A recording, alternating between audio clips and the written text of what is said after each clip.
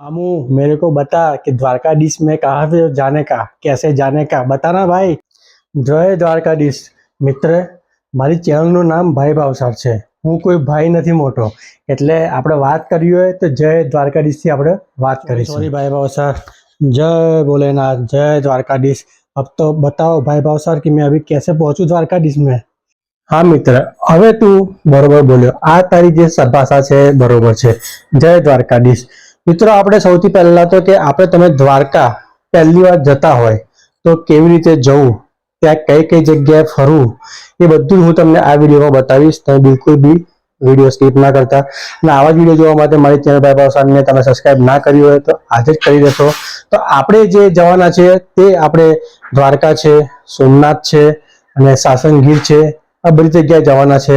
હું કેવી રીતે જવાનો છું એવું તમને આગળ જણાવું, એનું પેકેજ શું છે એ તમને આગળ જણાવું. અત્યારે જે હું જવાનો છું તે ડ્રીમ હોલિડેઝ કરીને જે ટૂર છે એના થ્રુ જવાનો છું અને તમને બધું બતાવીશ કે ત્યાં દ્વારકા, સોમનાથ અને સાસણગીરમાં કઈ કઈ જગ્યાએ જવું અને કેવી રીતે જવું. તો બિલકુલ भी वीडियो स्किप ना करता, वीडियो कंप्लीट दोजो. भाई दिया तू मैं आप लोग को लेकर आया हूँ द्वारका, और ये है गोमती नदी जो कि मंदिर के जस्ट पास में है. गोमती घाट और द्वारकाधीश की कहानी शायद ही आपको पता होगा. कहते हैं भगवान श्री कृष्ण जब मथुरा छोड़ करके समुद्र के किनारे नई नगरी बसाई तो द्वारका के राजा द्वारकाधीश के रूप में पूजे गए, और इस जगह को पवित्र करने के लिए गंगा की एक धारा आई जिसे माँ गोमती के रूप में पूजा जाता है. ये भी पता होगा आपको कि गुजरात में दो जगह मंदिर है, एक द्वारका एक भेट द्वारका. भेट द्वारका जो कि समुद्र के बीचों बीच जहाँ भगवान द्वारकाधीश रहते थे, और इस तरफ समुद्र के किनारे राजाधिराज द्वारकाधीश की बैठक थी. तो जब भी सवेरे भगवान द्वारकाधीश भेट द्वारका से द्वारका आते थे तो गोमती नदी उनके पांव छूने के लिए छलोछल भर जाती थी. जैसे कि अभी देख रहे हो सीढ़ियों तक पानी है, और चरण स्पर्श करने के बाद वापस चली जाती थी. इस सेम जगह का मैं आप लोग को दिखा रहा हूँ, पूरा पानी खाली हो गया है. ये चमत्कार अभी भी होता है, दिन में रोज होता है, 2 बार होता है. जब भगवान आते हैं सवेरे तब एकदम भर जाता है, और जब जाते हैं भगवान तब भी भर जाता है. बाकी के टाइम में खाली रहता है. તો ભાઈ ભાવસાર ચેનલ મિત્રો, આજે આપણે આવ્યા છે દ્વારકાની અંદર. અત્યારે જે આપણે ઊભા છે તે એક્ઝેક્ટ દ્વારકા મંદિરની સામે છે. આપણે પાછળ જે દ્વારકા મંદિરના ધજાના તમે દર્શન કરી શકો છો. હું તમને બતાવીશ કે દ્વારકામાં ક્યાં ક્યાં ફરવા જેવું છે. વિડીયો બિલકુલ પણ સ્કીપ ના કરતા અને વિડીયો જો તમે મારા બન્યા રહેશો. ચાલો આપણે જઈએ ગોપી તળાવ. એવું માનવામાં આવે છે કે મંદિરમાં દર્શન કરતાં પહેલાં આપણે થોડું પાણીનો જે છે છંટકાવ કરીને પછી આપણે અંદર દર્શન કરવા જઈશું. તો અહીંયા ગાડીથી આપણે પાણીનો છંટકારો કરી લઈશું અને પછી આપણે અંદર દર્શન કરીશું.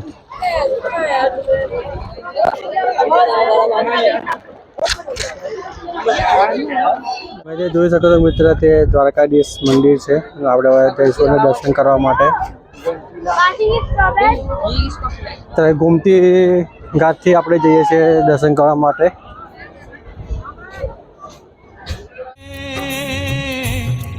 મારો દેવ દ્વારિકા વાળો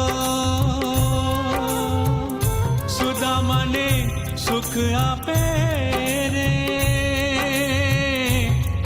મારો દેવ દ્વારિકા વાળો. દર્શનની વાત કરીએ તો સવારે 6:30 થી 8 વાગ્યા સુધી ખુલ્લા રહેશે. પછી 8 થી સવારનું બંધ રહેશે, સવા 9 થી ખુલ્લા રહેશે, અને પછી બપોરે 1 થી 5 બંધ રહેશે, અને 5 થી સવારનું ખુલ્લા રહેશે, અને 9 થી 6:30 પાછા સવારે બંધ રહેશે. જે ધ્વજા ફરતી રહી છે તે છે દ્વારકાધીશનું મંદિર. મારો વિડીયો બિલકુલ પણ સ્કીપ ના કરતા હું તમને બતાવીશ કે તમે દ્વારકામાં પહેલી વાર આવતા હોય તો આપણે ક્યાં ક્યાં જગ્યાએ ફરવા જવા જેવું છે. દ્વારકામાં તમે આવતા સૌથી પહેલાં આપણે જઈશું દ્વારકાધીશના ટેમ્પલે. ત્યાંથી આપણે જઈશું રૂકમણી દેવી ટેમ્પલ. પછી ત્યાંથી આપણે આગળ જઈશું ભટકેશ્વર મહાદેવનું મંદિર છે ત્યાં ગાડી. પછી આપણે જગવું તો આગળ ગોમતી ઘાટ છે. પછી સુદામા સેતુ છે જે બહુ જ સુંદર છે. સુદામા સેતુ જે છે ત્યાંથી આપણે જઈશું બેટ દ્વારકા. બેટ દ્વારકાથી આપણે નાગેશ્વર જ્યોતિર્લિંગ છે, ગોપી તળાવ છે, દ્વારકા બીચ છે, અને છેલ્લે તમારા જોડે ટાઈમ હોય તો એક મસ્ત અહીંયા મંદિર છે, સ્વામિનારાયણનું મંદિર છે, ત્યાં બી તમે દર્શન કરી શકો છો. તો આ બધી જગ્યાઓ છે, તમે દ્વારકામાં આવો તો બધી જગ્યાએ તમે ફરી શકો છો. તમે તો વિડીયો બિલકુલ સ્કીપ ના કરો. હવે આપણે જોઈશું અહીંની જે ગોમતી ઘાટમાં જે આરતી થાય છે.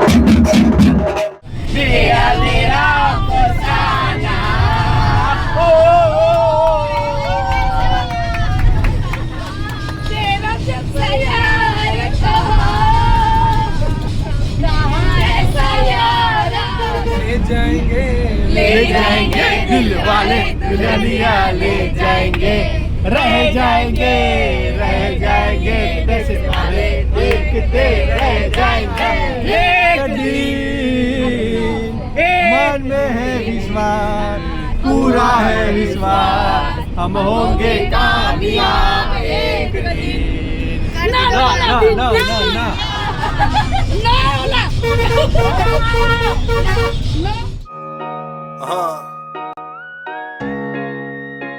જય દ્વારકાધીશ બધાને. મિત્રો અત્યારે આપણે આવી ગયા છે દ્વારકાની અંદર અને આ જે હોટલ જે છે હોટલ શ્રી ગણેશ તે દ્વારકા જે મંદિર છે તે મંદિરથી અપ્રોક્સિમેટ 2 કિલોમીટરની આસપાસ છે અને આવો હું હવે તમને બતાવું કે અહીંના જે રૂમ છે તે કેવા છે. હા દ્વારકાની અંદર જે આપણે રોકાયા છે અને આજે આપણે અહીંયા આગળ બપોરે લગભગ 2 વાગ્યા પછી ગયા છે અને આ જે રૂમ છે જે આપણને જે ખુરશી પેકેજ છે એમાં જે આપણને જે રૂમ મળે છે તે આ ટાઈપનો આખો જે રૂમ મળ્યો છે જે ફૂલ્લી એસી છે ડબલ બેડ છે અને એક જે છે તે વોશરૂમ એટેચ છે. મિત્રો આજે આપણે સવારનો ચા નાસ્તો મસ્ત થઈ ગયો છે. આપણે ગઈકાલે અહીં આગળ પહોંચી ગયા હતા 22 મે 2026 છે અને આવીને આપણે દ્વારકામાં આપણે મંદિરે જે મુખ્ય મંદિર ત્યાં આગળ આપણે દર્શન કર્યા ખૂબ સુંદર અને ત્યાંથી આપણે જે ગોપી તળાવ છે ત્યાં આગળ ગયા અને આરતીનો જે પવિત્ર લાવો છે તે બી હું નિલેશ રાણા ડ્રીમ હોલિડેના માલિક. એસી સ્લીપર બસમાં હોય છે, સિટિંગ બસમાં હોય છે, રહેવા જમવા સાથેના પ્રવાસ હોય છે. એમાં વિવિધ પ્રકારના બધા પ્રવાસ હોય છે જેવા કે દ્વારકા, સોમનાથ, દીવ, સાસણગીર, ઉજ્જૈન, ઓમકારેશ્વર, કાશ્મીર છે 12 દિવસ, હિમાચલ છે 12 દિવસ, ખાટુ શ્યામ છે, બધી વિવિધ પ્રકારની બસની ટૂરો વેકેશનમાં તમને મળી આવે. દ્વારકા, સોમનાથ, દીવ, સાસણગીરની 3 દિવસની ટૂર, જે ટૂરમાં તમે ભાઈ ભાવસારનો આ રીલ જોઈને આવશો તો તમને દેવલિયા સફારી બિલકુલ ફ્રી કરી આપીશ. એમાં સંપર્ક કરવા માટે મારું એડ્રેસ છે ડ્રીમ હોલિડે, નહેરુ ભુવનની સામે, રાજમહેલ રોડ, કીર્તિસ્તંભ. મોબાઈલ નંબર છે 7980067189. તો મિત્રો આજની વિડીયોમાં આપણે વાત કરી દ્વારકાની.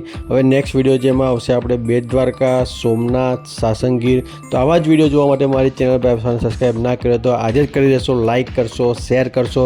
મળી આપણે નેક્સ્ટ વિડીયો. ત્યાં સુધી Tata, bye bye, take care, જય શ્રી કૃષ્ણ.